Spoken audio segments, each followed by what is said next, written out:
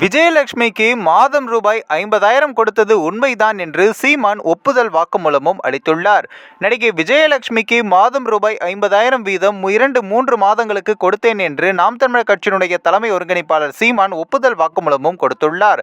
விஜயலட்சுமி தன் மீது அளித்த பாலியல் வன்கொடுமை வழக்கு தொடர்பாக தருமபுரியில் செய்தியாளர்களை சந்தித்து பேசிய சீமான் கூறியிருப்பதாவது, ஒரு நடிகை ஒரு பெண் சொன்னாலே அது குற்றமாகி விடுமா என்றும், 1000 பேர் 1000 சொல்லலாம், ஆனால் புகார் கூறிவிட்டாலே குற்றவாளி என முத்திரை குத்தி விடுவதா என்ற கேள்வியும், எனக்கு திருமணம் ஆகும்போது அதை அந்த நடிகை நிறுத்தி இருக்கலாம், எனக்கும் அவருக்கும் திருமணம் ஆகியிருக்கிறது என்றால் அதற்கு ஆதாரம் எங்கே என்ற கேள்வியும், நான் அவருக்கு 7 முறை கட்டாய கருக்கலைப்பு செய்தேனாம், அப்படி என்றால் ஒரே ஆண்டில் 7 முறை கருக்கலைப்பு செய்த சாதனையாளர் நான் தான், அதுவும் சிறையில் இருந்தபடியே கட்டாய கருக்கலைப்பு செய்ய முடியுமா என்ற கேள்வியும், நானே தெருக்கோடியில் நின்று கொண்டிருக்கிறேன், இதுல நடிகைக்கு கொடுக்க என்கிட்ட ஏங்க 2 கோடி இருக்கு என்றும், ஒரு முறை வாழுறதுக்கு வழி இல்லை, நான் இறந்துவிடுவேன், எனக்கு உதவி செய்யுங்கன்னு ஒரு ஆடியோவை நடிகை 15 ஆண்டுகளுக்கு முன் அனுப்பியிருந்தார்.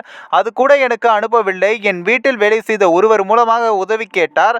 அதனால் தான் மாதம் ரூபாய் 50,000 என 2-3 மாதங்களுக்கு கொடுக்குமாறு உதவினேன். அந்த ஆடியோவை நீங்கள் கேட்டால் உங்களுக்கும் உதவ வேண்டும் என்று தோன்றும். அந்த அளவுக்கு அவர் அழுதபடியே பேசினார்.